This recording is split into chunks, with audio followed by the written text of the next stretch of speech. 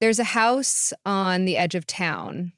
Locals call it Hill House, not because it's on a hill, there's no hill nearby, but because it's a name that's been passed down for years. Nobody remembers why. Nobody wants to. The house has been empty for as long as anyone can remember. It's a crumbling, gray structure with windows like blank eyes staring out at the world. Overgrown vines wrap around the walls like they're trying to strangle it. Yet the house remains standing, as if defying nature itself. They say Hill House changes people. No one who stays there comes out the same. A few months ago, Sarah, a young journalist, decided to investigate. Her blog focused on urban legends, and Hill House was the kind of story her readers loved. The challenge was simple: spend 3 nights in the house and document everything. Sarah wasn't afraid. She didn't believe in curses, hauntings, or the supernatural. To her, Hill House was just another decaying building with a history of exaggerated stories. But she was wrong. The first night was uneventful. Sarah set up her camera in the living room, where an old, tattered couch sat beneath a dusty chandelier.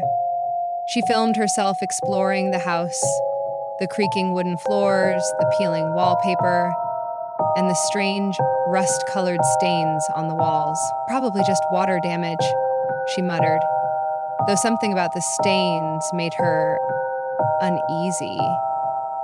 They weren't random.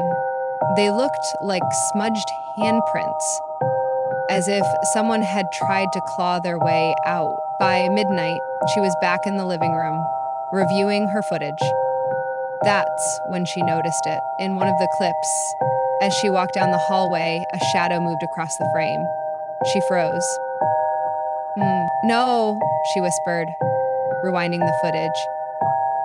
It's just me. But it wasn't her. The shadow was taller, broader, and it moved in the opposite direction.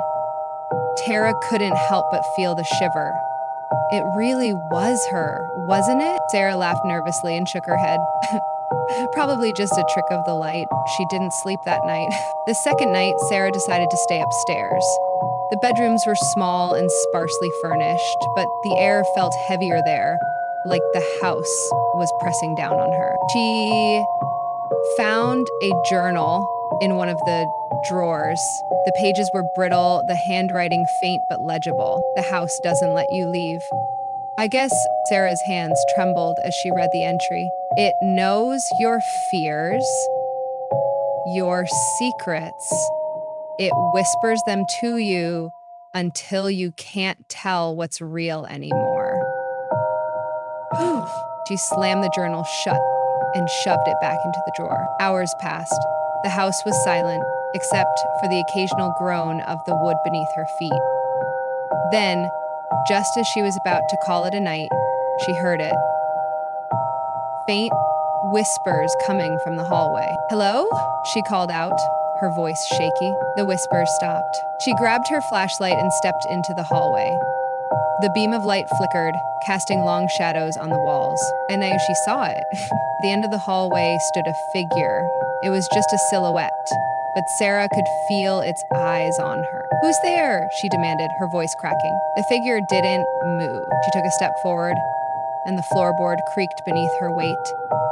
In that instant, the figure vanished. Sarah ran back to her room and locked the door. By the third night, Sarah was unraveling. She hadn't eaten or slept, and her eyes were bloodshot from staring at her footage, trying to make sense of what she'd seen. And she called Return of the King. She decided to confront the house. She walked through every room, her camera rolling, demanding answers. "What do you want from me?" she shouted. The house groaned in response, as if laughing at her. In the basement, she found a trapdoor she hadn't noticed before. It was partially hidden beneath a pile of old boxes. Her hands trembled as she pulled it open. revealing a narrow staircase leading into darkness. Don't do it, she whispered to herself, but her feet moved anyway.